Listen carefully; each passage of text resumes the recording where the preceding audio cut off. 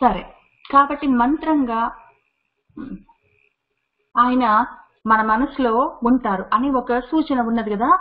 ఈ మంత్రంగా మనసులో ఉన్న ఆ తంత్రం ఏంటంటే చంద్రాంశువు. ఆయన చంద్రుడి వంటి అంశువులు, చంద్రుల్లో నుంచి వచ్చేలాంటి అంశువులు అంటే కిరణాలుగా ఉంటాడు. ఈ కిరణాలు ఏమి మనకు జ్ఞాన కిరణాలు. ఆ రకంగా ఆయన వెలుగులతో ఉంటాడు అని ఒక అర్థం చెప్పుకున్నాం మనము. ఇంకొకటి ఏంటంటే చంద్ర అంశువు, ఈ మనసులో ఆయన ఒక అంశం, ఒక్క అంశం, ఒక కిరణంగా ఉంటాడంటే వృత్తి. ఇదే విషయంలో మనం తర్వాత చాలాసేపు డిస్కస్ చేసుకున్నాం కదా చిత్త వృత్తుల గురించి.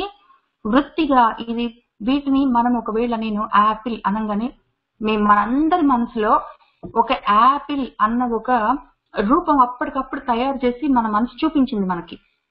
ఆ చూపించడాన్ని చిత్తవృత్తి అనుకుందాం. చిత్తవృత్తికి, మనోవృత్తికి, బుద్ధివృత్తికి ఇట్లాంటి వాటికి ఎక్కువ పెద్ద తేడా లేదు. అవి సినానిమస్ గా ఇంటర్చేంజబుల్ గా వాడతారు. కాబట్టి వృత్తి, ఒక వృత్తి అంటే ఒక విషయాన్ని అది ఇమేజ్ తయారు చేసి మనకి చూపిస్తూ ఉన్నది. ఆ చూపిస్తూ ఉన్నప్పుడు ఏం జరుగుతూ ఉన్నదంటే ఆ చిత్తవృత్తి ఈ యాపిల్ అనే రూపం మనకు తయారు చేసి చూపించింది. కాబట్టి యాపిల్ ఆకార వృత్తి అనమాట. అప్పుడు అది యాపిల్ గీపిల్ మనసులో కాకుండా ఒకవేళ భగవంతుడు అనే రూపాన్ని మనం తయారు చేసుకుంటే అది భగవదాకార వృత్తి. ఆ రకంగా ఒక భగవదాకార వృత్తి అట్లా ఒక్క వృత్తి ఉండి 4-5 యాపిల్స్, 3-4 టీవీ సీరియల్స్, 2-3 పుస్తకాలు, 5-6 ఏదో భోజనాలు, అట్లాంటి వృత్తుల మధ్యలో ఒక్క భగవదాకార వృత్తి ఉన్నా ఉంటుంది. కానీ ఎక్కువ ఈ భగవదాకార వృత్తులు ఏదో ఒక రూపంలో భగవంతుడిని పట్టుకునే వృత్తులు, ఇమేజెస్ మన మనసులో మనం క్రియేట్ చేసుకుంటూ ఉంటే అప్పుడు అదేమవుతుందంటే గట్టిపడుతుంది. గట్టిపడి భాస్కర జితిహి అని గట్టి సూర్యుడిలాగా అది బాగా నిలబడి స్థిరంగా ఉంటుంది. అది బుద్ధిలో నిలబడి ఉన్నప్పుడు ఏమవుతుందంటే ఇంకా అది జారదు, అక్కడ అట్లా ఉంటుంది. ఒకవేళ మధ్య మధ్యలో జారిపోతుంది అనుకోండి, మళ్ళీ అమృతాంశ ఉద్భవ అని మళ్ళీ అమృతాంశ మళ్ళీ అమృతతత్వమైన భగవత్ రూపాన్ని మళ్ళీ అందులో పెట్టుకొని మళ్ళీ ఆ వృత్తిని తయారు చేసుకొని మళ్ళీ ఒక రూపం, ఇమేజ్ వృత్తి అంటే మళ్ళీ దాన్ని తయారు చేసుకోవడం, మళ్ళీ దాన్ని మెయింటైన్ చేయడం, మళ్ళీ అది గట్టి పడితే మళ్ళీ భాను అవ్వడం, ఒకవేళ మళ్ళీ జారితే మళ్ళీ శశబిందు, మళ్ళీ అదే పనిలో ఉండే, ఒకవేళ అది మళ్ళీ గట్టిగా అవుతే అవద్దు లేదా మళ్ళీ జారిపోతుంటే మళ్ళీ దానికి అది తగిలిస్తూ అట్లా ప్రయత్నం చేస్తూ ఉండాలి. ఆ రకంగా చేస్తున్నప్పుడు సురేశ్వర, సురలు అంటే సొంతంగా వెలిగే వాళ్ళని చెప్పుకున్నాం కదా. సొంతంగా వెలిగేది జ్ఞానం. కాబట్టి జ్ఞానంతో ఉన్నవాళ్ళు అంటే జ్ఞాన సాధకులు మనలాంటి వాళ్ళు. కాబట్టి వాళ్ళందరికీ ఈశ్వరుడైన వాడు ఎప్పుడో ఒకప్పుడు మనసులో కూర్చుంటాడు. ఒకవేళ అంతవరకు కూడా వచ్చినాక కూడా మనసులో నిలబడకపోతే సేమ్ స్టోరీ. ఈ స్పష్టాక్షరమైన మంత్రము ఔషధంగా మనకి ఉపయోగపడుతుంది. దాన్ని ఎన్ని రకాలుగా వాడుకోవచ్చు. దాన్ని జపంగా, తపస్సుగా, దాన్ని ఆలోచించుకుంటూ దాని గురించి ఏదో ఒక మీనింగ్ ఎన్ని రకాలుగా, ఎన్ని యాంగిల్స్ లో ఎన్ని రకాలుగా కనిపెట్టగలని ఆలోచిస్తూ ఉండడము, తర్వాత విచారణ చేస్తూ ఉండడం, తర్వాత వివేచన చేస్తూ ఉండడము, ఇట్లాంటి ఒకవేళ నిలబడి ఉన్నంత వరకు ఉంటుంది. జారిపోతే పర్వాలేదు, మళ్ళీ ప్రయత్నం చేస్తాం. జపం చేస్తాము. జపం చేస్తే ఒకసారి బోర్ కొడితే, లేకపోతే ఎంతసేపు జపం మనసుకి నోటికి అలవాటైతే అదేం చేస్తుందంటే జపం నోటికి అలవాటు కాగానే నీకు అలవాటైంది కదా, నువ్వు ఆ పనిలో ఉంటే నేను మళ్ళీ ఇప్పుడే వస్తాను చెప్పి అది మనసు ఎటో పోతుంది. లేదా ఇంకా దానికి ఏదైనా మనసుకి ఏదైనా అలవాటు చేసామంటే అది ఆ పనిలో ఉంటుంది. ఆ పని చేతికి పూజ చేయడం అలవాటు చేపిస్తే నీకు చేతితో చేయడం వచ్చు కదా. ఏదో సహస్ర దళ అర్చన లేకపోతే సహస్ర కుంకుమ పూజ అంటే 1, 2, 3, 4, 5 నామాల వరకు అక్కడ కూర్చుంటుంది. 6వ నామం నుంచి నీకు మొత్తం విషయం అర్థమైంది. నోటికి నామాలు వచ్చు, చేతికి ఆ యాక్షన్ తెలుసు, నువ్వు ఆ పనిలో ఉండి నేను ఇప్పుడే వస్తాను, మళ్ళీ అది రిటర్న్ పోతుంది. అట్లా అది పోయినప్పుడల్లా మార్చుకుంటూ ఇదే మంత్రాన్ని దీన్నే పట్టుకొని జపం చేసుకోవడం, లేకపోతే దాన్నే మళ్ళీ తపస్సుగా మనము తపించడం, దాన్ని పట్టుకొని ఎన్ని రకాలుగా దీంట్లో అర్థం ఉన్నది, ఇంకా ఏమైనా ఉన్నదా ఇందులో అని వెతుక్కుంటూ ఉండడం. ఆ రకంగా లేకపోతే దాన్నే పట్టుకొని ఏదో పూజలు చేసుకుంటూ ఉండడం, మార్చి చేస్తూ దాన్నే ఔషధంగా వాడి ఏదో రకంగా దాన్ని ఉపయోగించుకుంటే ఏం జరుగుతుంది అంటే ఈ ఔషధంగా వాడుకున్న ఈ మంత్రము స్పష్టంగా ఉన్నది కానీ నాకు తెలియట్లేదు అన్నప్పుడు అది చివరికి ఏదో ఒక సమయంలో ఇన్ని స్టెప్స్ లో మనం ప్రయత్నం చేస్తే ఏదో ఒక సమయంలో జగత సేతువు, అది మొత్తం జగత్తు నుంచి ఆ జగత్తుకు కారణమైన జగన్నాథుడికి మధ్యలో అది సేతువుగా ఉండి మనల్ని నడిపిస్తుంది. అప్పుడు ఏం జరుగుతుందంటే సత్య ధర్మ పరాక్రమ, సత్యమైన అంటే మార్పు లేని ధర్మము, ఆ ధర్మ స్వరూపమైన తత్వం యొక్క పరాక్రమము. దీన్ని యాక్చువల్ ఎన్ని రకాలుగానే చెప్పుకోవచ్చు. సత్య స్వరూపము ఆయనే ధర్మస్వరూపం, శ్రీరామచంద్ర ప్రభు కూడా ధర్మస్వరూపం, ఆయన మహాపరాక్రమంతో ఈ సత్యాన్ని ధర్మాన్ని వాడుతూ ఇట్లాంటివన్నీ చెప్పుకోవచ్చు. ఇప్పుడు మనం ఇక్కడ జగత్తుకి సేతు అని చెప్పినప్పుడు ఈ ఆ సత్య స్వరూపం ఆయనే, ధర్మ స్వరూపం ఆయనే, పరాక్రమం ఆ స్వరూపం ఆయనే అని చెప్పుకుంటే బాగానే ఉంటుంది. కానీ మనం బ్రిడ్జ్ గురించి మాట్లాడుతున్నాం కాబట్టి బ్రిడ్జ్ ఉండాలి అంటే ఏదో నది ఉందనుకోండి, దానికి అవతల గట్టు ఉంటుంది, యువతల గట్టు ఉంటుంది. అవతల గట్టులో మన స్వామి ఉన్నారు కాబట్టి అది అవతల గట్టు. ఎందుకంటే పారం అంటాం కదా, పారం అంటే అవతల సైడ్, ఆవరం అంటే యువతల సైడ్. ఆ సైడ్ ఆయన ఉన్నాడు, అందుకే పరమపదం అంటాము మనము. ఎందుకంటే అవతల సైడ్ ఉన్నాడు, అటు సైడ్ మనం వెళ్ళాలి. సత్యంగా అటు సైడ్ నిలబడి ఉన్నాడు. మనము అటువైపుకు వెళ్ళాలి. ఏం చెయ్యాలి అంటే ధర్మాన్ని ఇటు సైడ్ మనం గట్టిగా పాటిస్తూ ఉంటే, ఆ ధర్మం ఏమి మనకు కొంతవరకు 30, 35, 40 ఏళ్ళు వచ్చిన దాకా సంసారం గృహస్థు పరిస్థితిలో ఉన్నప్పుడు మనము ఏవో చేయవలసిన పనులు ఉంటాయి తప్పనిసరి. ఇంటికి వచ్చే వాళ్ళని పోయే వాళ్ళని చూసుకోవడం, అట్లాంటివన్నీ, పిల్లల్ని పెంచడం, వాళ్ళని మళ్ళీ వాళ్ళకి ఒక దారి చూపించడం, ఇటువంటివన్నీ ఉంటాయి. కానీ అవన్నీతో పాటు మనకి ఏదో 40, 45 ఏళ్ళు వచ్చాయి, 50 ఏళ్ళు వచ్చాయంటే ఇంక ఈ ధర్మం అయిపోతుంది, గృహస్థ ధర్మం ఆపేయాలి ఎప్పుడో ఒకప్పటికి. కానీ మనం చిన్నప్పటి నుంచి చివరి దాకా ఉండవలసిన ధర్మం ఏంటంటే మనకు భాగవత ధర్మం, భగవంతుడి గురించి తెలుసుకోవాలన్న కోరిక కనీసం పుట్టినప్పటి నుంచి లేకపోయినా ఒక్క రోజు ఉంటుంది. ఆయన చెప్పాడు కదా వృషాహి అని చెప్పి, ఒక్క రోజు మన మనసు అది తిరుగుతుంది. ఆ తిరిగిన రోజు నుంచి ఆయన ఉన్నాడు తెలుసుకోవాలి, ఆయన ఉన్నాడు అని ముందు మొదలవుతుంది. తర్వాత నేనెవరు అని తెలుసుకుని ఆ తెలుసుకోవడం అనేది మన ధర్మం. ఆ విషయం గురించి ఆలోచించడం ధర్మం. ఇంకా మిగిలినవన్నీ కర్మలు, మనం బ్రతుకు బండి నడపడానికి. కాబట్టి అటువంటి ధర్మాన్ని పాటిస్తూ భగవంతుడి గురించి తెలుసుకోవడం అనే ధర్మాన్ని పాటిస్తూ ఉంటే భగవంతుడు తెలుస్తాడు, సత్యం. అది ఎట్లా అంటే పర అని చెప్పుకున్నాం కదా. పారము అంటే అవతల ఒడ్డు. అవతల ఒడ్డును చేరడానికి ధర్మాన్ని పట్టుకొని ఈ సత్యం వైపుకి అటువైపు నిలబడి ఉన్నాడు, ఆయన దగ్గరికి వెళ్తూ ఉన్నాం కదా. ఆ క్రమం, దాన్ని క్రమంగా అటు సైడ్కి వెళ్తాము అని ఒక అర్థము.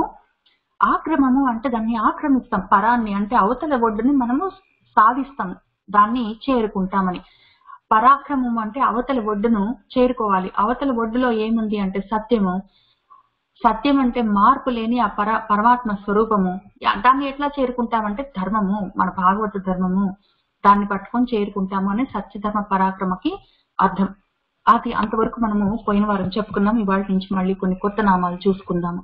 ఆయన భూత భవ్య భవన్నాథ, పవన పావన అనల, కామ కామకృత్ కాంత, కామ కామప్రద ప్రభు అని కొన్ని నామాలు చూసుకుందాం.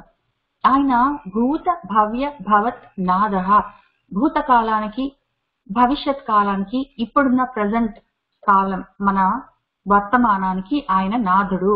ఈ 3 కాలాల్లో మనకు ఆయనే ప్రభువై ఉన్నాడు అని చెప్పుకున్నాం. ఈ ఆయనే ప్రభువై ఉండడము, నాథ అన్న ప్రభు అన్న ఒకటే అర్థం కదా. ఇంతకుముందు మనకు 4వ నామం ఫస్ట్ లో వచ్చింది మనకు విశ్వం విష్ణువు వషట్కార, తర్వాత వెంటనే వచ్చింది మనకి భూత భవ్య భవ ప్రభువు అని చెప్పి అదే నామం. ఇక్కడ ప్రభు అన్నా అక్కడ నాథుడు అన్నా ఒకటే. మళ్ళీ ఎందుకు ఇచ్చారు అని మనం అనుకుంటున్నాం కాబట్టి ఇంకో రకంగా అర్థం చెప్పుకుందాం. మనకు చాలా రకాల అర్థాలు ఉన్నాయి. ఇక్కడ భూత భవ్య భవత్ ప్రభువు అంటే భూత భవిష్యత్ వర్తమాన కాలానికి ఆయన ప్రభువై ఉన్నాడు అని ఒక అర్థం కదా. ఇప్పుడు ప్రభు అన్న నామానికి కొద్దిగా వేరే అర్థం చూసుకుందాం. భూ అన్నదానికి చాలా అర్థాలు ఉన్నాయి. భూ అంటే భూమి, అందుకే కదా భువ స్వహ అని చెప్పి చదువుకుంటూ వెళ్తాము. భూభువస్వర లోకాల గురించి, అందులో భూమి అని ఒక అర్థం ఉంది. అట్లాంటివి అన్ని మనకు తెలిసిన భావాలన్నీ అర్థాలన్నీ పక్కన పెడితే భూకి చాలా అర్థాలు ఉన్నాయి, 50 పైగా అర్థాలు ఉన్నాయి. అందులో ఒకటి భూ అన్నప్పుడు ఆయన భూమి అనుకున్నప్పుడు ఉండడం, ఆయన ఉన్నది అని అర్థం కదా. ప్రభువై ఉన్నాడు అంటే అంటే ప్రహిష్టంగా గొప్పగా ఆయన దానికి నిలవై ఉన్నాడు, నిలయమై ఉన్నాడు, భూమి అన్న అర్థంలో చెప్పుకుంటున్నాం దాన్ని.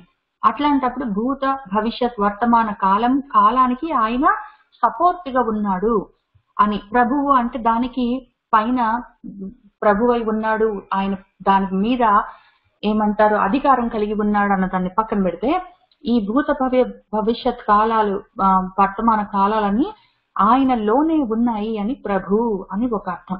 ఇంకొక అర్థం భూ అన్న దానికి వ్యాపించడం, స్ప్రెడ్ అవడం.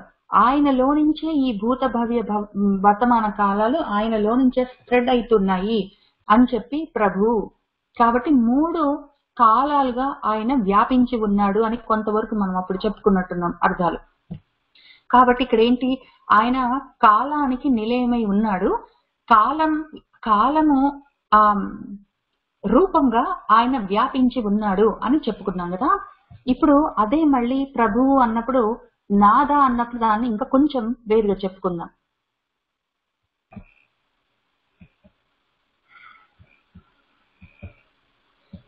ఇక్కడ భూత భవ్య భవత్ నాద అన్నప్పుడు అది కాక వేరేది లేకుండా ఉన్నాడు.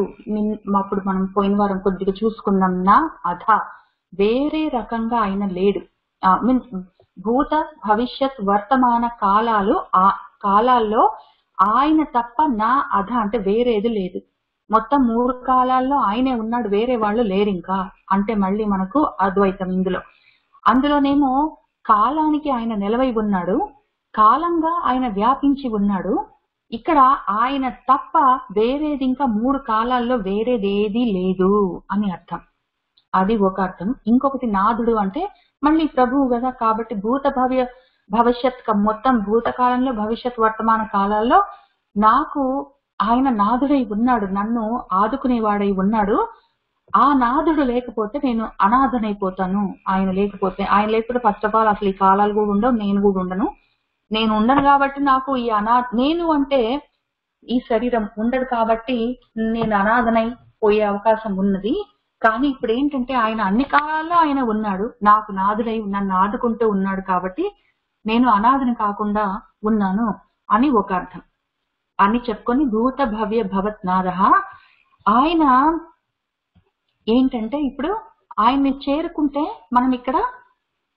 మనం ఏదో విధంగా ఈ ధర్మాన్ని పట్టుకొని సత్యాన్ని సాధిస్తే ఆ రకంగా పరాన్ని ఆక్రమించి మనం కూర్చుంటే బాగుంటుంది. అదే మనకి మోక్షము. ఒకవేళ అంతవరకు రాకపోతే 3 కాలాల్లో ఆయన నా కోసం ఉన్నాడు, వేరే ఇంకెవరు నాకు లేరు. ఈ నాథ అన్న దానికి అర్థం ఏంటంటే నీవే తక్క ఇతపరం బెరుగా అని చెప్పి, నువ్వు తప్ప నాకు ఇంకెవరు లేరు. భూత భవ్య వర్తమాన కాలాల్లో నువ్వు తప్ప నాకు ఇంకెవరు లేరు అని మనము భాగవతంలో ఉన్న ఆ శ్లోకము ఈ నామానికి ఎక్స్ప్లెనేషన్ అన్నమాట.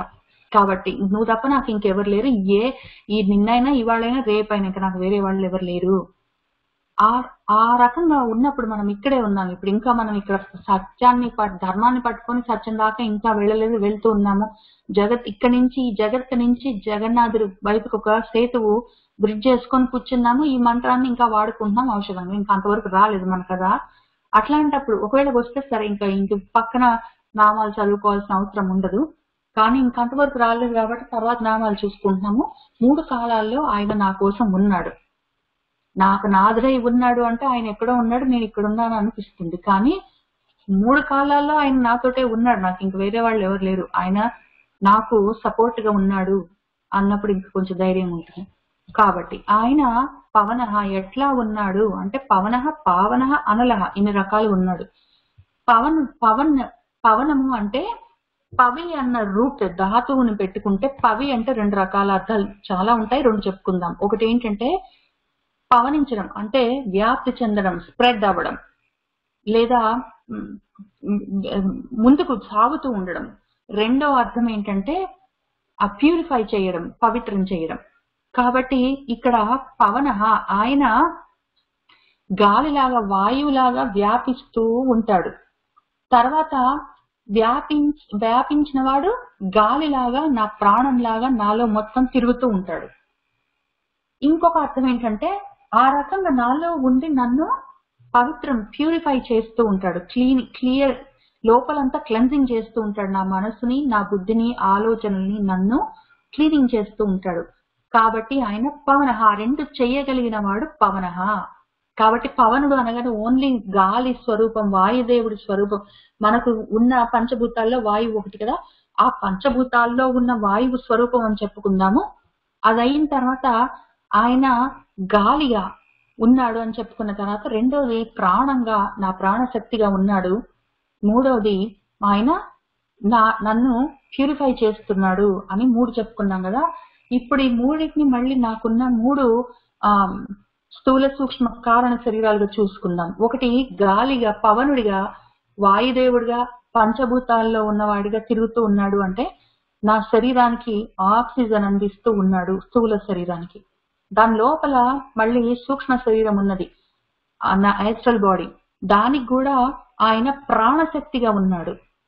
మనకు ఈ గాలి లోపలికి వెళ్ళి బయటకు వస్తూ, లోపలికి వెళ్తూ ఉన్న గాలి ఆక్సిజన్ గా నాకు పనికొచ్చి అందులోంచి బయటకు వస్తున్నది కార్బన్ డైఆక్సైడ్ గా బయటకు వస్తున్నది అని చెప్పుకునేది ఈ స్థూల శరీరానికి సరిపోయిన గాలి, వాయువు.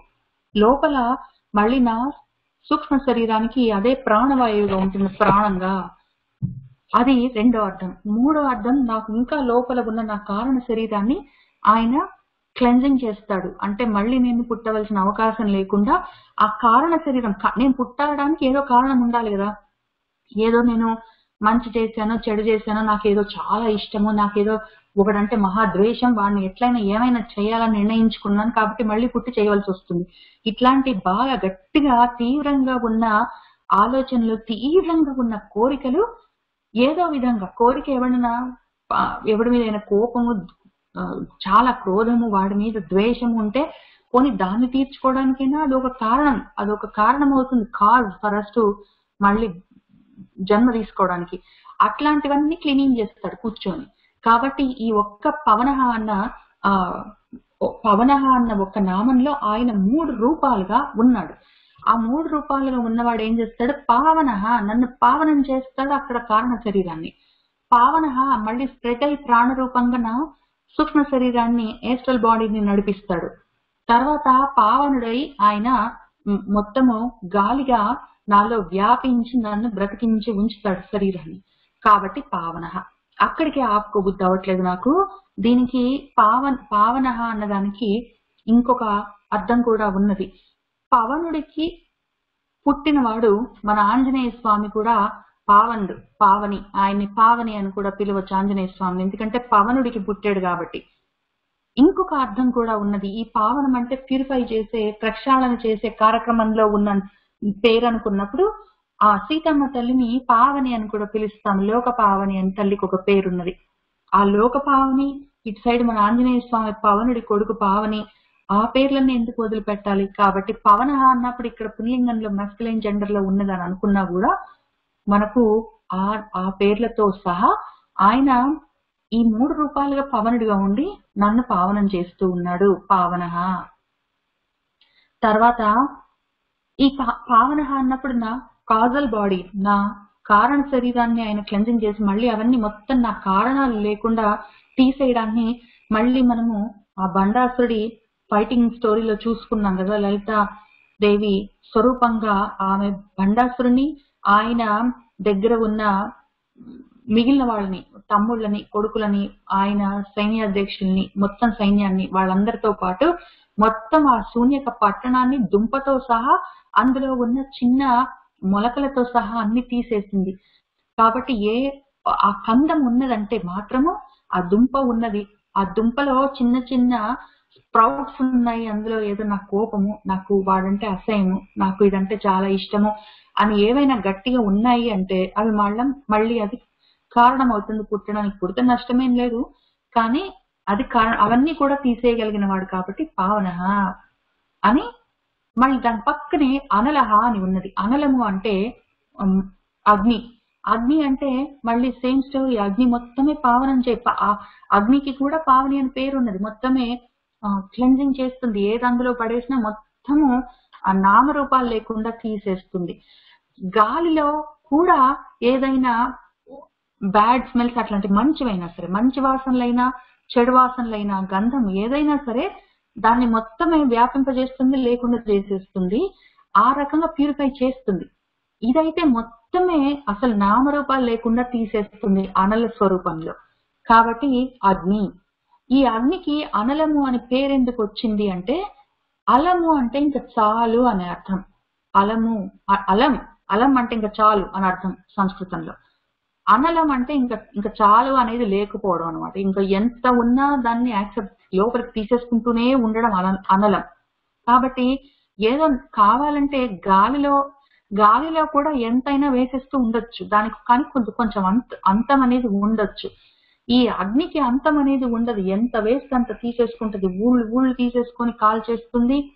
దాంట్లో ఇక ఏమి మొత్తం ప్రపంచాలు కాల్ చేయగలదు. దానికంత శక్తి ఉన్నది మొత్తం వేసేసుకోవడం అనే సర్వభక్షక అని చెప్పి. కాబట్టి ఆ రకంగా ప్రతి లోపలేసుకోవడం, కాల్ చేసి మొత్తం మింగేయడం, కూర్చోవడం, ఇంకా ఏమి దానికి బాధ లేకుండా. కాబట్టి ఆ అగ్నిని అనలుడు అని కూడా పిలుస్తామని దానికి ఒక అర్థం ఉన్నది. ఈ అనలం కూడా పావనమే. మళ్ళీ ఏదైనా సరే ఒకటి సరిగా లేదు అన్నప్పుడు ఆ మంటలో వేసి కాల్ చేస్తే మొత్తం క్లెన్సింగ్ అయిపోతుంది.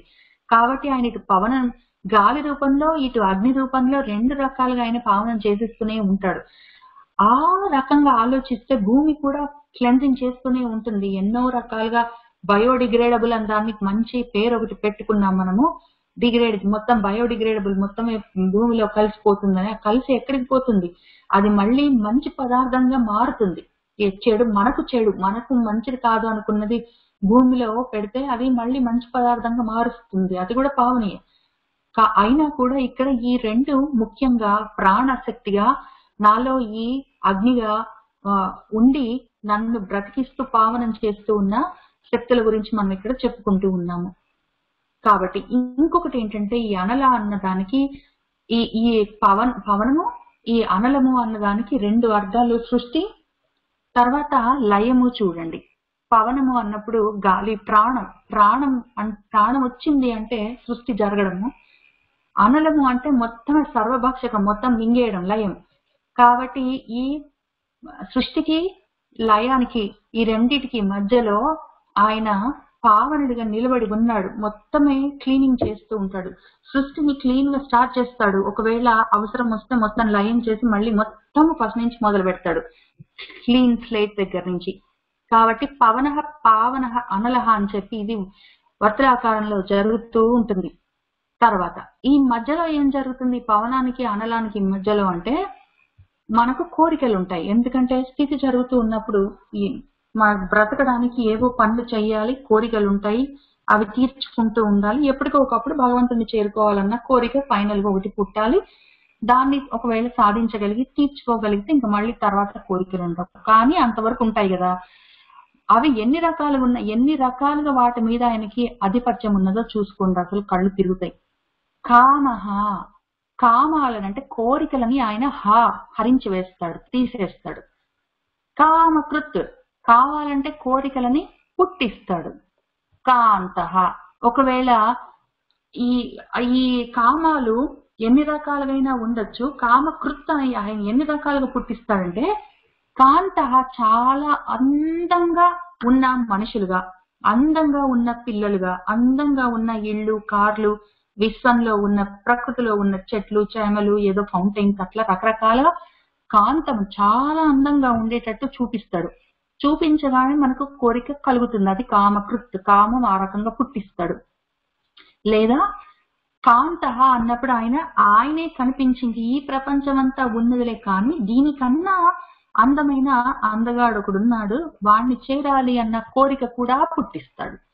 కాబట్టి కామకృత్, ఇన్ని రకాలుగా కాంతః. అయితే ఈ కాంత ఈ రకంగా అందంగా ఉన్న ఈ ప్రకృతి వెనకాల ఇంకా అందంగా ఉన్న ఆ పరమేశ్వర స్వరూపము ఏమి అంటే అవే కామః, మన కోరిక అదే. ఆయన బ్రతికి ఉండాలి, నేను ఇక్కడే ఉండాలి, ప్రపంచంలో ఉండాలి, చాలా రోజులు ఉండాలి, అసలు నేను చచ్చే పోకూడదు అనుకున్న కోరిక అయినా పర్వాలేదు, ఆ కోరిక కూడా ఆయన స్వరూపమే. లేదా నాకు ఇవన్నీ ఉన్నాయి పోతున్నాయి కానీ వీటి వెనకాల ఉన్నవాడు కావాలి అనుకున్న ఆ కోరిక కూడా ఆయనే. ఆయన ఒకవేళ అటువంటి కోరికలు ఏమైనా కలిగితే వాటిని తీరుస్తాడు. కామప్రదః అని చూసారా? కామః, కామకృత్, కాంతః, కామః, కామప్రద అని ఉన్నాయన్ని ఒకటేలాగా, కానీ కొంత తేడాలతో ఉంటాయి. చూసుకుందాం. కామహ, ఇక్కడ కామహ అన్నప్పుడు హకారం సంహారంలో హా ఉన్నది, అంటే కామాలు తీసేస్తాడు. ఇక్కడ కామహ అన్నప్పుడు విసర్గం పెట్టుకున్నాం, అంటే ఆయనే కోరిక అయి ఉన్నాడు, ఆయనే కోరిక అయి ఉంటాడు, ఆ కోరికను ఆయనే తీసేస్తాడు. చూసారా కొంతలో తేడా? కామహ కామహ అనడం మనం నోటితోటి ఉచ్చరించేటప్పుడు ఒకటే ఉంటుంది సౌండ్, కానీ రాసేటప్పుడు వేరుగా ఉంటుంది, దానికి మొత్తమే మీనింగ్ మొత్తం మారిపోతుంది. అట్లానే ఇక్కడ కూడా ఇంకొకటి ఉంటుంది మనకి, క్రోధ క్రోధకృత్ అని చెప్పి, ఇక్కడ క్రోధ అని ఓకే క్రోధకృత్ ఉన్నది, క్రోధ విసర్గంతో లేనట్టున్నది. ఇది కొంచెం వరకు చూసుకున్నాం కదా, ఇప్పుడు ఇంకా కొంచెం లోతుగా చూసుకుందాం. కామహ, కాముణ్ణి ఆయన కాల్ చేయగలడు. ఆయన కావాలంటే పరమేశ్వర స్వరూపంతో మొత్తమే మన్మధుడిని కాల్ చేయగలడు. లేదా నాలో మన్మథనము, మన్మధుడు అంటే మన్మథనం, నా మనస్సుని మధిస్తూ చిలుకుతూ చిలుకుతూ అందులో చాలా తరంగాలుగా కోరికల్ని పుట్టిస్తూ ఉన్నవాడు మన్మధుడు. అటువంటి కోరికలని పుట్టే ప్లేస్ ని కూడా తీసేయగలిగిన వాడు కామహ.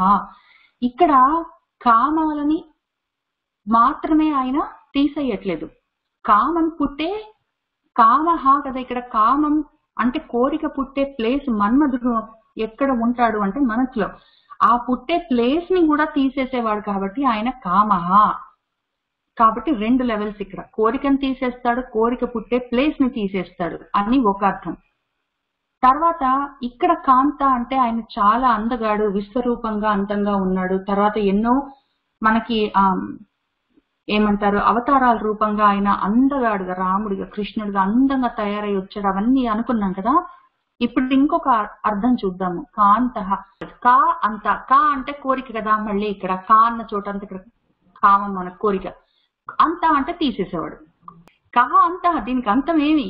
ఈ కామ చూసారా, ఇది కామ కోరికలని పుట్టించేవాడు, పుట్టించిన కోరికలకు అంతమేమి ఉంది. కాబట్టి అసలు ఆ కోరికల్ని కామ అని కామం ఆయనే అయి ఉన్నాడు, కానీ కావాలంటే తీరుస్తాడు, కానీ దానికి అంతం ఎక్కడ ఇంకా. కాబట్టి కహ అంత అని దాన్ని మనం ఒకవేళ విడదీసుకుంటే దానికి అంతం ఎక్కడుంది? ఆ కోరికలకి ఎక్కడుంది అంటే ఆయనే అయి ఉన్నాడు, ఆ కోరికలు తానే అయి ఉన్నాడు. ఇక్కడ ప్రశ్న మనమే వేసుకుంటున్నాం, జవాబు మనమే చెప్పుకుంటున్నాం ఇక్కడ. అందుకన్నా కొంచెం ముందు చెప్పుకున్నది కా అంత, కా అంటే కోరికలకు అంతమైన వాడు. అయితే ఇక్కడ కూడా కామహ అంటే కోరికలకు సంహారమైన వాడు కదా, మళ్ళీ ఇక్కడ కా అంటే కోరికలకు అంతమైన వాడు, 2 ఒకటే కదా అర్థాలంటే కొంచెం తేడా ఉంది. ఇక్కడ కామహ అంటే కోరికలకు అంతమైన వాడు. తర్వాత కామ అన్నప్పుడు మనసులోని కదా కోరికలు పుట్టేది, ఆ మనసుని మధించే, ఆ కోరికలు మధించేది ఒకటి, దాని రూట్ ఉంటుంది కదా, కారణం. కోరిక పుట్టడం వెనకాల ఒక కారణం ఉంటుంది, ఆ కారణాన్ని తీసేసేవాడు. ఎందుకంటే నాకు యాపిల్ అంటే డైరెక్ట్ గా దాని మీద కోరిక ఉండకపోవచ్చు, కానీ ఆ యాపిల్ తింటే నాకు చాలా ఆనందంగా ఉంటుంది, ఆకలి తీరుతుంది, దాని రుచి నాకు ఇష్టం, ఇట్లాంటివేవో కారణాలు ఉంటాయి. యాపిల్ మీద నాకు కోరిక కలగడానికి దాని వెనకాల ఉండే కారణము మన్మధుడు కదా, దాన్ని తీసేసేవాడు. ఇక్కడ కాంత అన్నప్పుడు ఆ కోరికకు కారణమైన దాని వెనకాల ఉన్న అసలు రీజన్ తీసేసేవాడు. అసలు మొత్తమే ఇక్కడ ఏంటంటే హా అంటే సంహారం, పుట్టాలి, పుట్టే గాని దాన్ని తీసేయడానికి లేదు. ఇక్కడ అసలు పుట్టకన్నా ముందే తీసేస్తాడు అన్నమాట. కాబట్టి ఇదేమో కోరికను తీసేయడము, కోరిక వెనకాల ఉన్న కారణం తీసేయడము, ఇదేమో అసలు కోరిక పుట్టే అవకాశం కూడా లేకుండా తీసేయడం. ఇన్ని రకాలుగా చేయగలడు. కావాలంటే వాటిని పుట్టిస్తాడు, కామాన్ని పుట్టించి. ఎందుకు పుట్టిస్తాడు అంటే మరి ప్రపంచం నడవాలన్నప్పుడు కోరిక ఏదో ఒకటి ఉండాలి. ప్యాసివ్ గా ఉంటే ఏదో మనము మొత్తమే ఆత్మహత్య చేసుకున్నట్టు, తినకుండా తాకుండా మొండిగా కూర్చొని వెళ్ళిపోతాం. అట్లా కాకుండా ప్రపంచం నడవాలన్నప్పుడు ప్రపంచం నడవడానికి కారణమైన కోరికలు ఉండాలి. తర్వాత ఇంకొక అర్థం ఏంటంటే కామకృత్ ఎంతో కొంత అనుభవించిన తర్వాత ఇంకా చాలా అనుభవాలు, ఎంత అనుభవించినా ఇంకా ఎంత తిన్నావే, ఎంత చూసినా అవే. అసలు ఇవన్నీ ఎక్కడి నుంచి వచ్చాయి అని చెప్పి, ఈ వచ్చిన చెట్టు ఎక్కడి నుంచి వచ్చింది, యాపిల్ ఎక్కడి నుంచి వచ్చింది, యాపిల్ భూమి మీద పడితే ఆ భూమి ఎక్కడి నుంచి వచ్చింది, భూమి మీద పడాలి అన్న ఎనర్జీ ఎక్కడి నుంచి వచ్చింది, ఇట్లాంటివన్నీ ఆలోచించుకుంటే వెనక్కిపోతే మనవాడు ఒక చెట్టు ఉంది, చెట్టుకో యాపిల్ ఉంది, యాపిల్ కింద పడ్డది ఎందుకు పైకి ఎగరకుండా పక్కకు పోకుండా కిందకు పడ్డదని ఆలోచించి ఓహో భూమికి ఆకర్షణ శక్తి ఉంది అని ఆలోచించుకుని ఊరుకున్నాడు. ఇప్పుడు ఈ ఆకర్షణ శక్తిగా ఆయన ఉన్నాడు కదా, ఉన్నవాడు ఆకర్షణ శక్తి ఆ కృష్ణుడు వెనక ఉన్నవాడు వీడు అని చెప్పి చూసుకోవాలి అని పాపం ఆయన నెక్స్ట్ స్టెప్స్ వేసుకోలేదు. కానీ వేసుకుంటే మనకి ఆకృతి, ఈ కామం, కోరిక అటువైపుకి వెళ్తుంది.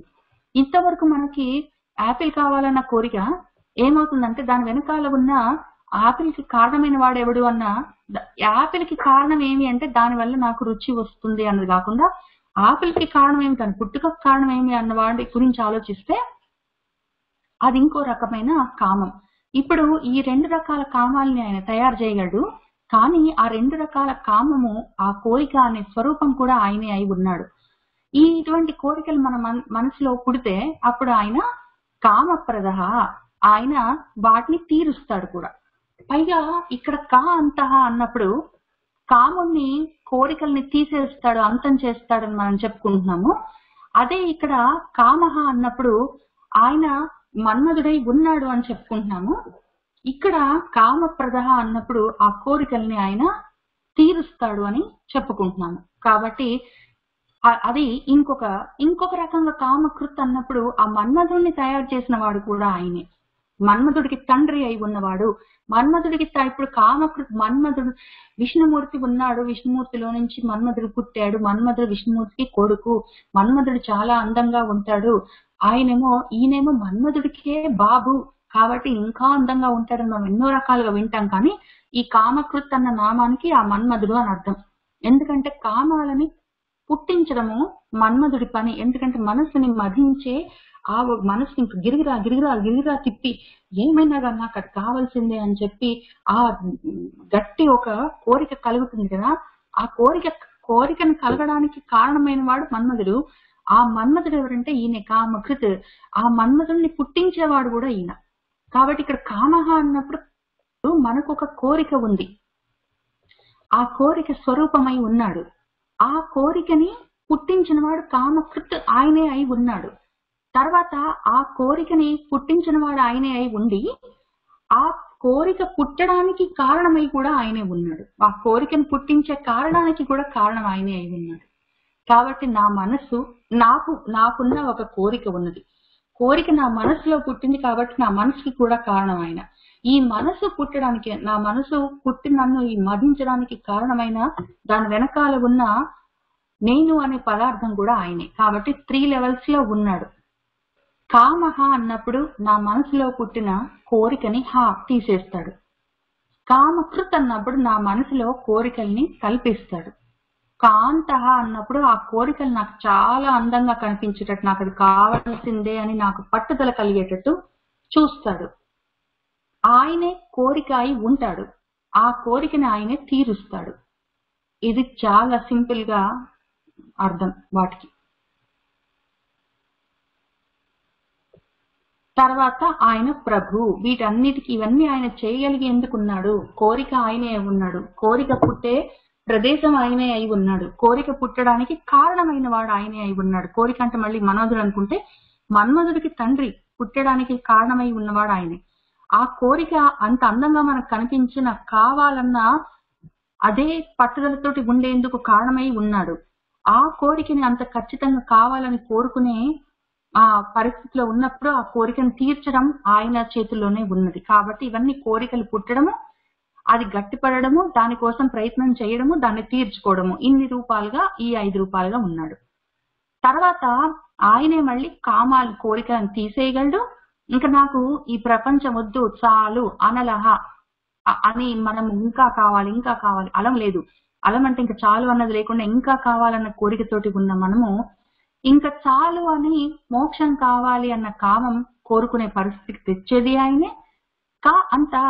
ఇంకా మొత్తం అంతమే లేదన్న కోరికలకి ఇంకా చాలు అనే పరిస్థితికి తీసుకొచ్చి ఆ మోక్ష కాంక్షని కామంగా ఆయన చూపించి ఆ మోక్షాన్ని ఇచ్చేవాడు. కాబట్టి మనకు ప్రకృతిలో, మనం ఈ ప్రపంచంలో ఉన్నంతసేపు మనకు ప్రాకృతికమైన కోరికలు, తర్వాత ఏదో ఒక సమయంలో ఈ ప్రకృతికి సంబంధించిన కామాలు కాకుండా నెక్స్ట్ మళ్ళీ కామహ, ఇక్కడ నేను మళ్ళీ సంపాదించుకోవాలి, ఇల్లు కట్టుకోవాలి, పిల్లల్ని చూసుకోవాలి, వాళ్ళ పిల్లల్ని చూసుకోవాలన్న కోరికలను తగ్గించి మోక్షం కావాలన్న కోరికను పెంచి అది దాని మీద మనం అదే పనిగా ప్రయత్నం చేసుకునేందుకు వీలుగా ఆయన మళ్ళీ కాంతః అన్నప్పుడు ఈ మోక్షం గురించి ఆలోచిస్తున్నప్పుడు అప్పుడప్పుడు మనకి కామకృతు మన మనసులో మోక్షం కావాలి, మనకు ఇంకా చాలే ప్రపంచం అన్న ఫీలింగ్ వస్తుంది.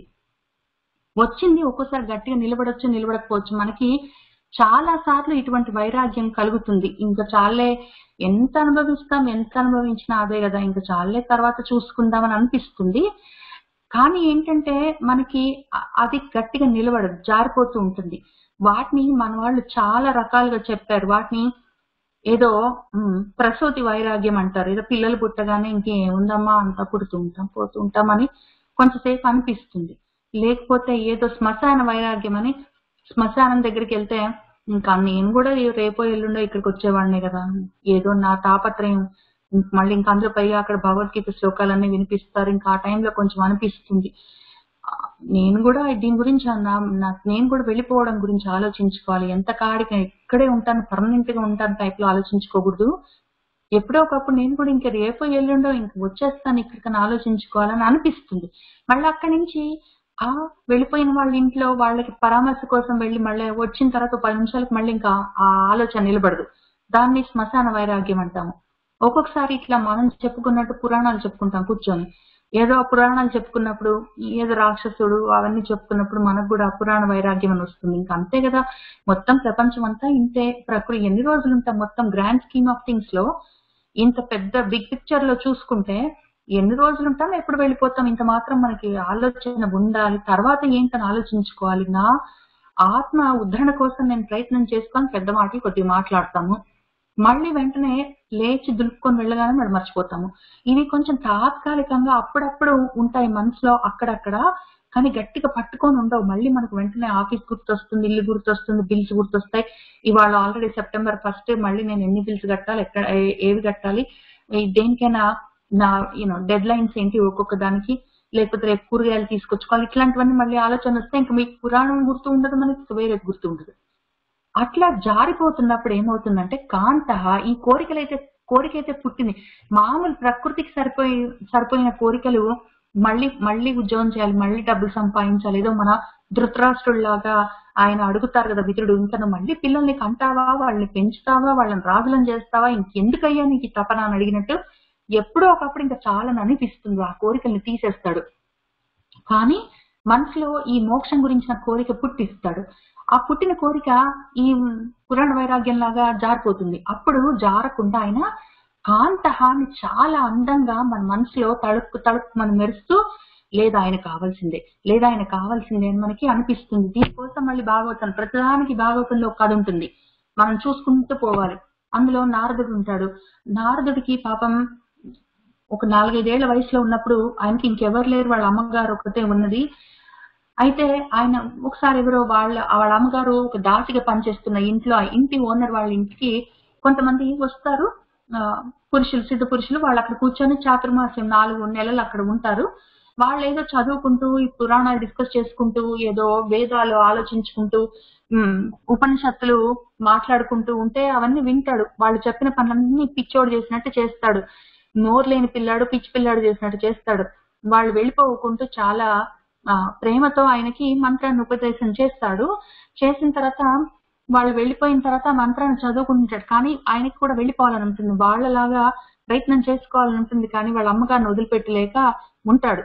అయితే కొన్నాళ్ళ తర్వాత వాళ్ళ అమ్మగారు ఏదో పాము కాటికి చచ్చిపోతే, అయ్యో మా అమ్మ చచ్చిపోయిందా, నాకు ఇంకెవరు చూసేవాళ్ళు ఉన్నారని గుండెలు బాదుకోకుండా, అమ్మయ్య దేవుడా, ఉన్న లాస్ట్ బంధం ఒకటి పోయింది, నాకు మంచి జరిగింది, నాకు ఇవాళ ఎంత మంచి జరిగిందో అని ఆయన చాలా సంతోషించి ఇంకా ఊళ్ళు, అడవులు, అవన్నీ కొండలు గిన్నెలు దాటుకుంటూ వెళ్ళిపోతాడు. ఎక్కడికో వెళ్ళిపోయి చాలా దూరంలో అడవి మధ్యలో కూర్చుంటాడు. కానీ నెమ్మదిగా వీళ్ళు చెప్పింది కొద్దిగా జారిపోయే అవకాశం ఉన్న సమయంలో ఆయన ఇదే మాటని తపస్సులాగా చేసుకుంటూ ఉంటే, మధ్య మధ్యలో నిజంగా నాకు దేవుడు కనపడతాడా, నేను నిజంగా పట్టుకోగలనా, నిజంగా వాళ్ళు మా ఇంటికి వచ్చిన వాళ్ళు చెప్పింది నిజమేనా అని ఆయనకు అనుమానం వస్తున్న సమయంలో ఒక్క క్షణము మనసులో ఈ శ్రీ మహావిష్ణువు రూపము తళుక్కున మెరుస్తుంది. మెరిసి అత్యంత ఆనందంగా కనిపిస్తుంది, చాలా అందంగా. ఆయన గబక్కున లేచి కళ్ళు తెరిచి చుట్టూ చూస్తాడు, ఎవరు కనపడరు, అడవే ఉంటుంది. ఏడుపు వస్తుంది, బాగా ఏడుస్తాడు. ఆర్తితోటి ఏడిస్తే అప్పుడు ఆయనకి ఒక శరీరం లేకుండా అశరీరంగా ఒక ఊరే సౌండ్ వినిపిస్తుంది. ఎవరు అక్కడ చుట్టూ లేరు కానీ మాట వినిపిస్తుంది. నువ్వు దేనికోసం సాధన చేసుకుంటున్నావో నీకు తెలియాలి, మనసు చిక్కబట్టుకొని నిలబెట్టుకోవాలి. అందుకోసం అని చెప్పి నువ్వు దేని మీద మనసు పెట్టుకోవాలని చెప్పి నీకు కొంచెం కనిపించాను నేను, కానీ ఈ జన్మలో నేను నీకు కనపడను. ఇంకా నీకు చాలా కాలం ఉన్నది ఈ భూమి మీద. ఇదే నేను ఇప్పుడు నీకు చూపించిన రూపాన్ని మనసులో పెట్టుకొని వాళ్ళు సిద్ధ పురుషులు ఇచ్చిన మంత్రాన్ని జపిస్తూ నువ్వు ఉండు. నీ కాలం అయిపోయిన తర్వాత ఈ భూమి మీద ఈ శరీరంలో తర్వాత నువ్వు మళ్ళీ నీకు వేరే నేను కనిపించే అవకాశం ఉంటుందని చెప్తాడు. అప్పుడు తర్వాత ఆయన చాలా సంవత్సరాలు అట్లా తిరుగుతాడు. కొన్నాళ్లకి నారదుడు గురించి చెప్తున్నాను. కొన్నాళ్లకి ఏమవుతుందో ఆయన ఆ శరీరం పడిపోయిన తర్వాత నెక్స్ట్ జన్మలో నారదుడు అవుతాడు. ఆయన ఇంకా పర్మనెంట్ గా ఆయనకి ఇష్టం వచ్చిన చోటుకి వెళ్ళొచ్చు. ఆయన మనందరిలోకి వెళ్ళొచ్చు, బయటికి వెళ్ళొచ్చు. మన మనసులో ఆయన ఆలోచనగా నిలబడొచ్చు. కావాలంటే అటు శ్రీ మహావిష్ణువు దగ్గరికి వైకుంఠపురానికి వెళ్ళొచ్చు. ఆ రకంగా ఆయన మనసులో తళుక్కున మెరిసింది ఆ భగవత్ స్వరూపమే. అట్లా ఉంటాడు ఆయన. తర్వాత ఇంకొకటి ఏంటంటే, ఇట్లాంటిదే ఇంకా చాలా కథలు ఉన్నాయి మనకి, బోలెడు కథలు, ఆయన మనసులో నిలబడి ఉండే కథలు. అవి ఎందుకు ఉంటాయి అంటే, మరి ఏదో ఒక విధంగా మన మనసులో నిలబడాలి. ఊరికి కోరికైతే పుట్టింది మనకు భగవంతుడు కావాలని, అని కానీ అది నిలబడట్లేదు. ప్రకృతిని చూస్తే మళ్ళీ కొత్త కోరికలు కలుగుతున్నాయి. కాబట్టి అంతా ప్రకృతిని గురించిన కోరికల్ని అంతం చేయడము, తర్వాత మోక్షం గురించి భగవంతుడు కావాలన్న కోరికని గట్టిపరచడము, దానికోసం ఆయన చాలా అందంగా మనకి కనిపించడము, ఆ రకంగా ఉండడాన్ని కాంత. రెండు రకాలుగా కా అంత అన్నప్పుడు కోరికల్ని, మనకు ప్రకృతికి సంబంధించిన కోరికలను అంతం చేయడము, తర్వాత భగవంతుడు కావాలన్న కోరిక స్థిరపడడానికి వీలుగా ఆయన మహా అందంగా మనకు కనిపించడం. దీని గురించి ఇంకొక కథ కూడా చెప్పుకుంటారు. ఆయన ఎంత కాంత అన్న దానికి మనకి గట్టిగా మనసులో నిలబడ్డం గురించి ఇన్ని కథలు చెప్తున్నాను తాపత్రయంతో. ఇంకొక కథ ఏంటంటే, ఒక అతను ఉన్నాడు, ఆయనకి ఒక భార్య ఉంది. ఆ భార్యకి చాలా అందమైన కళ్ళు ఉంటాయి. ఎంత అందంగా ఉంటాయంటే ఆ కళ్ళు అంత అందంగా ఉంటాయి. అందరూ ఆ కళ్ళ గురించి పొగుడుతూ ఉంటారు. ఈయనకి చాలా ఇష్టం ఆ కళ్ళంటే. ఆయన భార్య అంటే అంత పిచ్చి ప్రేమ. ఆ కళ్ళకి ఏమన్నా అవుతాయేమో అని చెప్పి ఆయన అదే పని ఇంకా రోజులు గడుస్తున్న కొద్దీ ఆ కళ్ళు ఇంకా అట్లనే ఉంటాయా, వాటికి ఏమైనా అవుతుందా అని బెంగ కూడా పెట్టుకొని ఇంకా టెన్షన్ లో ఉండి అసలు మొత్తం పిచ్చోడైపోతున్న సమయంలో ఆయన బాగు చేయాలని ఒక కోరిక కలిగి ఒక మహానుభావుడు ఆయన అటు నుంచి పోతుంటే పిలిచి, నీకంత భార్య అంటే అంత పిచ్చి ప్రేమ ఎందుకు అంటే, ఆమెకు చాలా అందమైన కళ్ళు ఉంటాయని చెప్తాడు. మరి ఎందుకు నువ్వు అంత దిగులు పెట్టుకుంటున్నావంటే, మరి ఆ కళ్ళు మరి ఒకవేళ వాటికి ఏమన్నా అయితే ఎట్లా అని. సరే ఈ కళ్ళు సరే, నీ భార్య కళ్ళు సరే, కానీ వీటికన్నా అందమైన ఉన్న కళ్ళు నేను చూపించనా నీకు అని అడిగితే, ఇంకా లేవండి భూమి మీద ఇంతకన్నా అందమైన కళ్ళు లేవు అని చెప్తాడు ఆయన. ఒకవేళ చూపిస్తే ఏం చేస్తావు అంటే, ఆలోచిస్తాను, మీరు ముందు చూపించండి అని అడుగుతాడు. అప్పుడు ఆయన తపశక్తి ఉపయోగించి భగవంతుడి కళ్ళు చూపిస్తాడు. చూపిస్తే ఇంక వాటిని మించిన 3 లోకాలని అధిగమించిన అటువంటి అందమైన కళ్ళు ఇంకెక్కడా ఉండవు. అటువంటి కళ్ళవి.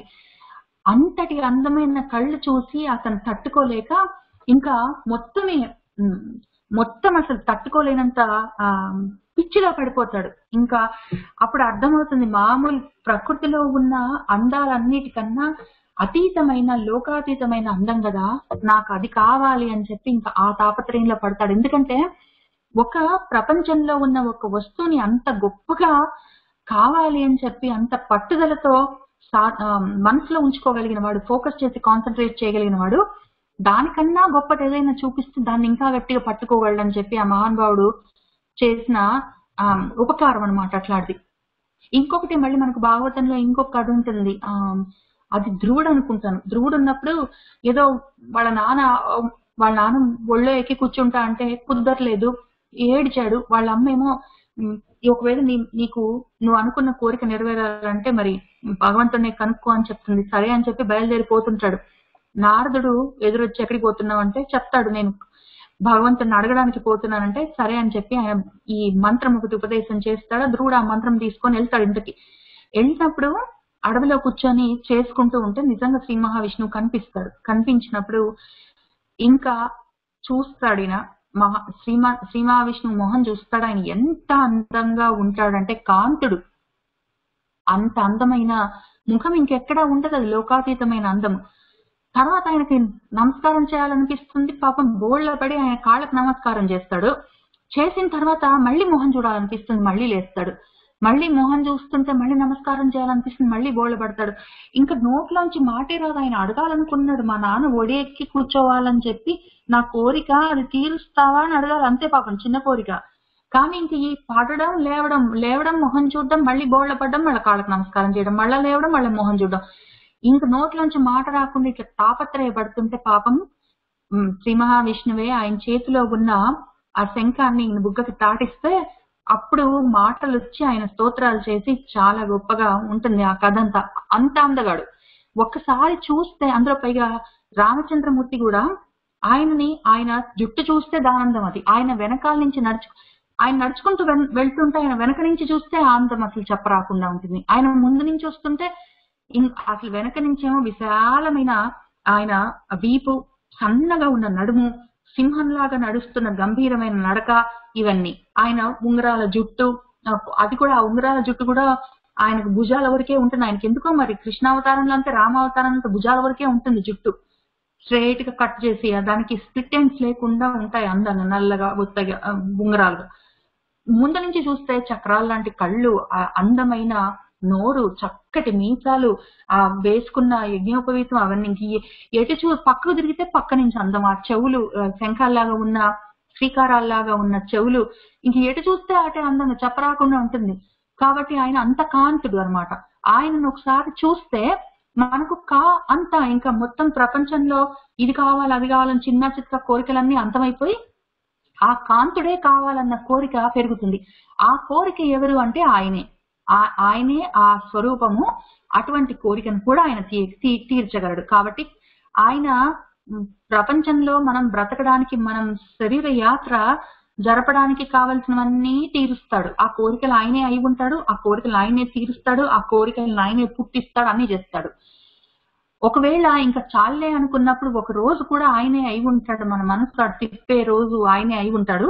మన మనసు అటు తిప్పుతాడు, ఈ ప్రకృతిలో ఉన్న కోరికలను తీసేస్తాడు, ఆయన వైపుకి మనసు తిప్పి ఆ కోరిక పెంచుతాడు. మళ్ళీ మన మనసులో ఆ కోరిక జారిపోకుండా ఆయన కాంతుడిగా కనిపిస్తూ ఉంటాడు, మెరుస్తూ మినుకు మినుకు అనుకుంటూ, తళుకు అనుకుంటూ. ఆ మెరుపులని మనం అదే పనిగా మనసులో పెట్టుకొని ఉన్నంత వరకు ఆ కోరిక ఆయనే అయి ఎప్పటికో ఒకప్పటికి అది తీరుస్తాడు అని కామకృత్కాంత కామప్రద అని చెప్పి ఇవన్నీ ఎందుకు చేస్తాడంటే ప్రభు ఆయన మనలో వ్యాపించి ఇన్ని రకాలుగా ఉన్నాడు, వీటన్నిటి పైన ఉన్నాడు. కాబట్టి ఆయన వీటన్నిటికీ నివాస స్థానమై కూడా ఉన్నాడు, కాబట్టి తీర్చగలడు. అందుకని ఆయన ప్రభు. కామకృత్ కాంత కామప్రద ప్రభు అని ఆ నామాలకి కొంచెం వరకు అర్థం. ఇది ఎంతసేపు ఆలోచిస్తే అంతసేపు అందులో నుంచి అర్థాలు వస్తూనే ఉంటాయి, అన్ని కథలు తెలుస్తూనే ఉంటాయి. అంతగా ఆ పరమాత్మ పదార్థం మీద పిచ్చి పెరుగుతుంటుంది బాగా. కాబట్టి తాపత్రయానికి అంతసేపు చెప్పాను. తర్వాత ఆయన ఇంతకీ ఈ నా మనసుని ఇన్ని రకాలుగా తిప్పుతున్నాడు కదా, ఇటు ప్రపంచంలో తిప్పుతుంటాడు, కొన్నాళ్ళకి అటువైపు ఆయన వైపుకి తిప్పుతుంటాడు.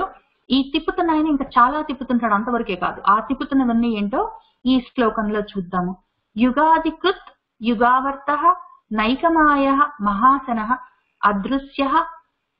ఇక్కడ మొత్తం మనకు దీని గురించి భాష్యం చెప్పిన వాళ్ళందరూ అన్ని రకాల భాష్యకారులు వ్యక్త రూపం అనే రాశారు. ఈ కాపీలో మన దగ్గర అకారం ఉండాలి అని చెప్పి ఇక్కడ గుర్తున్నది అవ్యక్త రూపం అని. అవ్యక్త రూపం అని కొంతవరకు అర్థం చెప్పుకుందాము, కానీ వ్యక్త రూపం అని చదువుకుందాము. సహస్రజిత్ అనంతజిత్ అని కొన్ని నామాలు ఉన్నాయి, వీటి గురించి చూసుకుందాము. ఎందుకు దీన్ని వ్యక్త రూపం అని చెప్పుకుంటామని కారణం కూడా, వ్యక్త రూపం అయి ఉండడానికి ఎక్కువ అవకాశం ఉన్నది అవ్యక్త రూపం కన్నా అని కూడా కారణం కూడా చూసుకుందాం, అది కూడా ఇందులోనే ఉన్నది. సరే, ఆయన ఏం చేస్తాడంటే యుగాది కృత్, యుగము యుగము అన్న దానికి రూట్ వర్డ్ యుజ్. యుజ్ అంటే కలిపి ఉండడం, కలిపి ఉండడము లేదా రెండు రెండుగా ఉండడము, రెండు కలిసి ఉండడాన్ని. కాబట్టి యుగము అంటే రెండు కలిసి ఉన్నది ఏదైనా యుగం. ఇప్పుడు యుగము అన్నప్పుడు పగలు రాత్రి అన్నది ఒక యుగం, ఒక సెట్. యుగము అంటే ఒక సెట్. లేదా ఇప్పుడు మనకు కలియుగము, దాని తర్వాత కొంచెము ప్రళయం సమయము, మళ్ళీ నెక్స్ట్ కృతయుగము, దాని తర్వాత కృతయుగానికి మళ్ళీ నెక్స్ట్ వచ్చే త్రేతాయుగానికి మధ్యలో సంధికాలము, అట్లా ఉంటాయి కదా. ఇప్పుడు ఏదో మన సత్యయుగం అన్నది కృతయుగము, ఆ కృతయుగము దాని తర్వాత ఉన్న ప్రళయము, ఆ రెండు ఒక సెట్. కాబట్టి యుగం ఒక సెట్. తర్వాత మళ్ళీ త్రేతాయుగము, దాని సంధికాలము, అదొక సెట్ అని మనం సెట్లుగా చూసుకుంటే అవన్నీ ఒక్కొక్కటి ఒక్కొక్క యుగం. ఇప్పుడు కలియుగము అంటే యుగం అంటే రెండు అనుకోండి, యుగ్మం లాగా, దూర్వా యుగ్మం అని చెప్తాం కదా, ఆ టైప్ లో రెండు అని చెప్పుకున్నాం అనుకోండి.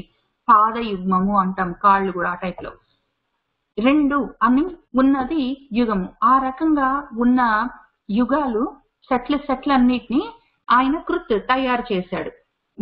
తయారు చేసిన వాడు వాటి ఆదిలో ఉంటే, ముందు ఉంటేనేగా తయారు, ముందు ఆయన ఉంటే తర్వాత వాటిని తయారు చేస్తాడు. కాబట్టి అటువంటి యుగాలని ఆయన ఆదిలో తను ఉండి ముందు ఆయన ఏకంగా ఉన్నాడు. ఏకమేవ అద్వితీయం జగత్ అని చెప్పి, అద్వితీయం రెండు, ద్వితీయం అంటే రెండోది, అద్వితీయం అంటే రెండోది లేదు, ఆయన ఒకడే ఉన్నాడు. కాబట్టి ఆయన ముందు ఉండి ఈ యుగాలను తయారు చేశాడంటే కాలాన్ని తయారు చేశాడు అని ఒక అర్థం. రెండోది, ఇంతకు ముందు ఆయన ఉన్నాడు, అద్వితీయం రెండోది లేదు అన్నప్పుడు ఆయన ఒక్కడే ఉన్నాడు. తర్వాత నేను ఒక్కడిని ఇప్పుడు చాలా అవుతాను అని అనుకున్నప్పుడు ఆయనలో నుంచి రెండోది తయారు చేసి అందులో నుంచి చాలా తయారు చేశాడు. కాబట్టి అప్పుడు రెండోది అయ్యాడు. ఆ రకంగా ఆయన యుగాది కృత్ రెండోది తయారు చేసి ఏదో పార్వతీ పరమేశ్వరుడు లాగా ఒక ఆయనలో నుంచి, ఆయన జ్ఞాన స్వరూపంగా నిలబడ్డవాడు, ఆయనలో నుంచి ఈ చేతనా శక్తిని బయటికి తీశాడు. కాబట్టి ఈయనేమో జ్ఞానంగా ఉన్నాడు సత్యం, అదేమో చిత్, సత్ చిత్తుగా రెండు అయ్యాడు. కాబట్టి యుగాది కృత్. ఇంకొక అర్థం ఏంటంటే ఈ ప్రపంచాన్ని తయారు యుగాది అన్నప్పుడు మనకు ఈ యుగము మన ఒక కలియుగము, ఏదో త్రేతాయుగము అని ఇవి ఉన్నప్పుడు, ఇది తయారైనప్పుడు ఇందులో ప్రతివి కాంట్రడిక్టింగ్ అని చెప్పుకుంటూ వస్తాం కదా. ప్రతివి రెండు సెట్లు ఉంటాయి. రాత్రి ఉంటే పగలు, మంచి ఉంటే చెడు, ఏడుపు ఉంటే నవ్వు, దుఃఖం ఉంటే సుఖము, లేకపోతే నిన్న ఉంటే రేపు, ఇట్లాంటివన్నీ రెండు. నిన్న ఉంటే రేపు ఉంటుంది, ఇవాళ ఉంటుంది, మూడు సెట్లు. అది మళ్ళీ దాన్ని త్రిపుటి అని చెప్పి, త్రిపుర సంహారాన్ని చేసిన వాడి గురించి మళ్ళీ మనం ఆ త్రిశూలం గురించి మాట్లాడుకుంటాము. అదొకటి పక్కన పెట్టినా కూడా లోపల ఉంటే బయట ఇట్లా రెండు, ఒకటి ఉన్నదంటే పక్కన దాంతో పాటు ఇంకోటి ఉంటుంది గ్యారంటీగా. కాబట్టి అట్లాంటి యుగాలు రెండు సెట్లని ఆయన ఆదిలో ఉండి కృత్ తయారు చేశాడు. కాబట్టి నాకు ఎందుకు ఇన్ని కష్టాలు వచ్చాయి, నాకు ఈ కష్టాలు పోవాలి అంటే కష్టాలకి ఒక సెట్ ఉంటుంది ఇన్సెపరబుల్ గా. ఈ కష్టాలు ఉండద్దు అనుకుంటే దాంతో పాటు సుఖాలు కూడా పోతాయి. మంచిదే అట్లా పోతాయి, కానీ రెండు అది ఇది లేకుండా పోతే ఇంకా మంచిదే. కానీ ఒకటి ఉండాలి, ఒకటి నేను మాత్రం, నాకు సుఖాలు అయితే ఉండాలి. నాకు మోక్షం అంటే మొత్తం అన్ని వదిలిపెట్టుకోవాలంటే కష్టము. సుఖాలు నాకు ఇష్టమే, అవి ఉండాలి, కానీ దుఃఖాలు మాత్రం ఉండద్దు అంటే మాత్రం కుదిరే పని కాదు. పోతే రెండు పోతాయి కలిసి, లేదా రెండు ఉంటాయి కలిసి. ఎందుకంటే వాటిని అట్లా తయారు చేశాడు ఆయన, యుగాలు తయారు చేశాడు. యుగ్. పైగా ఇంకొక అర్థం ఏంటంటే ఈ యుగ్ అన్న దానికి నాలుగో అర్థం యుజ్ అన్న రూట్ నుంచి వచ్చిందని చెప్పుకున్నాం కదా, అంటే కలిపి ఉంచడం. వీటన్నిటిని ఆయన కలిపి ఉంచుతాడు. పొద్దున ఉంది అంటే రాత్రిని దాంతో పాటే కలిపి ఉంచుతాడు. అట్లా అన్ని ఏవేవి ఉన్నాయో వాటిని కలిపి, వాటిని తయారు చేసింది ఆయన కృత్ ఆయనే, వాటిని కలిపి ఉంచేది కూడా ఆయనే. ఇవన్నీ ఎప్పుడు చేశాడు? ఆదిలో చేశాడు, ఎప్పుడో ఫస్ట్. కాబట్టి ఆయన యుగాది కృత్. ఆయన ఇటువంటి యుగాలని డబల్ సామాన్లను సెట్లను తయారు చేశాడు. అట్లనే యుగాలను తయారు చేసి కాలంగా నడిపిస్తున్నాడు. వాటిని ఆవర్తనంగా తిప్పుతూ ఉంటాడు. ఇప్పుడు ఏం చేస్తాడంటే యుగాలు ఉన్నాయనుకోండి, ఏదో కృతయుగం ఉంది, దాని వెనకాల ఆవర్తనం లాగా సర్క్యులర్ మోషన్ లో అది, దాని వెనకాల ఏదో మళ్ళీ త్రేతాయుగం, దాని వెనకాల ద్వాపర యుగం, దాని వెనకాలే మళ్ళీ ఈ ఏమంటారు మనకున్న కలియుగం, మళ్ళీ వెనకాల మళ్ళీ స్టార్ట్ అయ్యి కృతయుగం, దాని వెనకాల ఏదో త్రేతాయుగం, ద్వాపర యుగం, కలియుగం, అట్లా తిప్పుతూ ఉంటాడు ఒక సర్క్యులర్ మోషన్ లో. కాబట్టి ఆయన యుగావర్త ఆవర్తనంగా. అట్లనే యుగాలు ఉన్నాయని చెప్పుకున్నాం కదా మనం, రెండు సెట్లు ఉన్నాయి, ప్రతిదీ ఒక్కొక్క సెట్ ఉంటుంది, రెండు ఉంటాయి అవి. కాబట్టి పొద్దున ఉంది అంటే సాయంత్రం మళ్ళీ గ్యారంటీగా అవుతుంది. మా అమ్మ అప్పుడెప్పుడో చెప్పినట్టు కష్టం వచ్చిందంటే కష్టం వెనకాల సుఖం తప్పకుండా వస్తుంది, రాత్రి ఉందంటే రాత్రి వెళ్ళిపోయి ఏదో సమయంలో పగలు వస్తుంది తప్పకుండా, ఎప్పుడు రాత్రే ఉండదు, ఎప్పుడు పగలే ఉండదు, అట్లా తిరుగుతూ ఉంటాయి ఒకదాని వెనకాల ఒకటి అని దానికి ఒక అనుమానం వస్తుంది. మరి మనకైతే పొద్దున ఉంటుంది మళ్ళీ రాత్రి అవుతుంది. ఏదో అంటార్క్టికానో అట్లాంటి పోలార్ ఏరియాస్ లో 6 నెలల వరకు ఉండదు కదా, మొత్తమే సూర్యుడు ఉంటాడు కదా, ఇంకా రాత్రి అనేది ఉండదు కదా అని.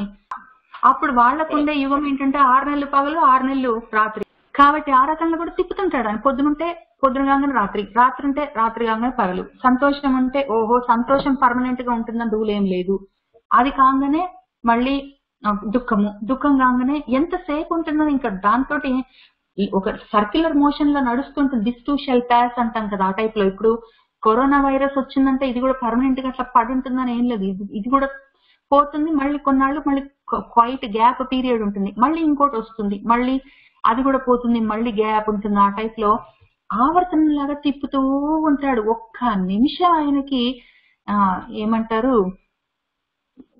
ఒక్క నిమిషం తీరిక లేదు, ఒక దమ్మిడి ఆయనకి ఆదాయం లేదు, అదే పనిలో ఉంటాడు ఆయన. యుగావర్త ఇదే పనిలో ఉంటాడు ఆయన. కాబట్టి దుఃఖం వచ్చినప్పుడు కూడా మనం బాధపడవలసిన అవసరం లేదు. ఇవన్నీ రోజులు ఉంటుంది కానీ కొన్నాళ్ళకి తగ్గుతుంది. ఇవాళ చాలా విపరీతంగా తలనొప్పి వచ్చింది, దేవుడా తగ్గుతుందా లేదా అని అనుకుంటాం ఆ టైంలో, కానీ గ్యారంటీగా తగ్గుతుంది.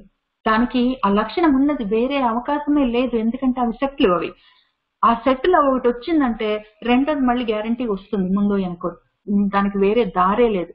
సంతోషం ఉంది అంటే ఇంకా నేను కాబట్టి అని తిరగవలసిన అవసరం లేదు. మళ్ళీ అది పోయి మళ్ళీ సంతోషం మళ్ళీ పోయి మళ్ళీ నెక్స్ట్ ఆవర్తనంలో నెక్స్ట్ ఇంకోటి వచ్చేది అవకాశం గ్యారంటీ ఉంటుంది. కాబట్టి అట్లా యుగాది కృతి యుగాది వర్త్.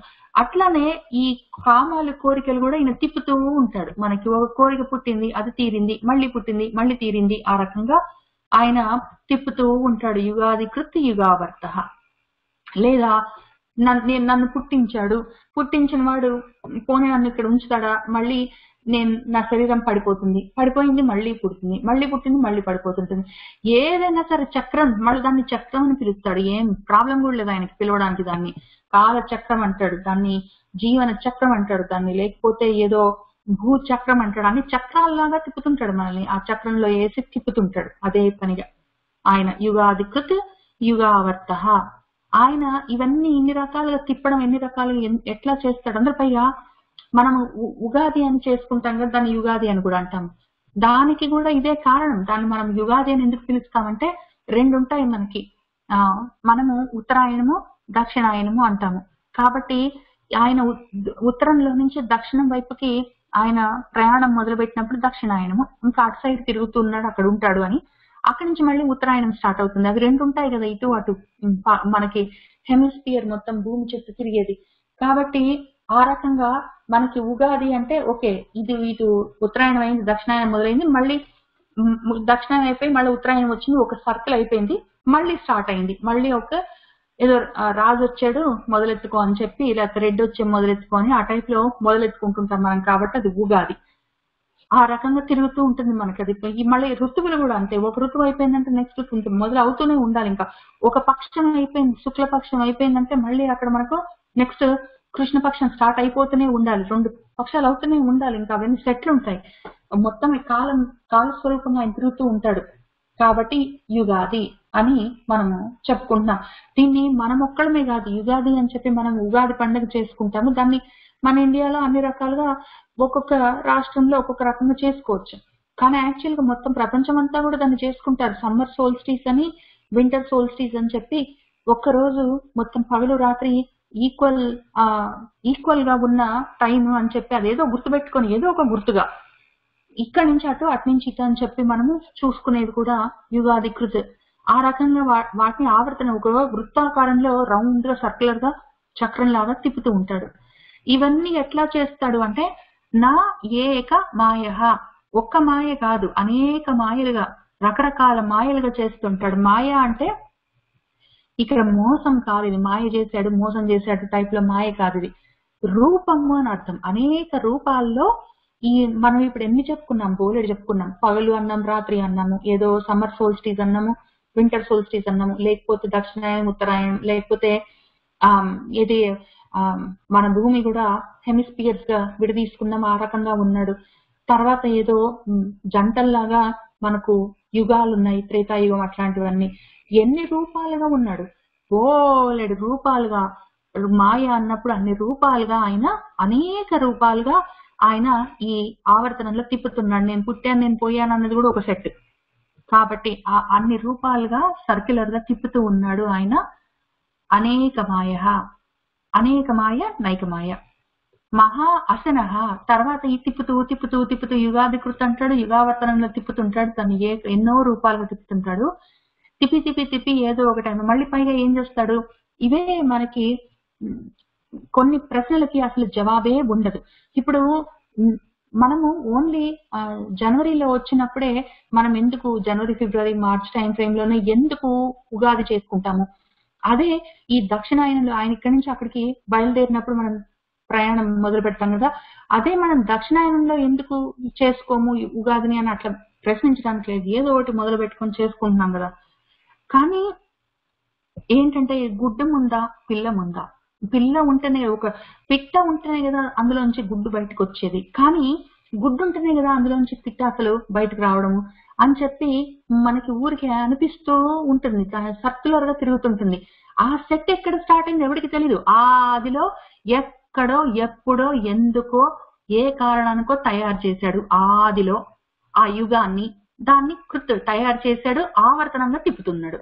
ఇప్పుడు మనము ఇన్ని కోట్ల యుగాలు దాటిపోయినాక ఇప్పుడు కూర్చొని బుర్ర కొట్టుకొని ఏది ముందు వచ్చి ఉంటుందంటావంటే జవాబు తెలిసే అవకాశమే లేదు.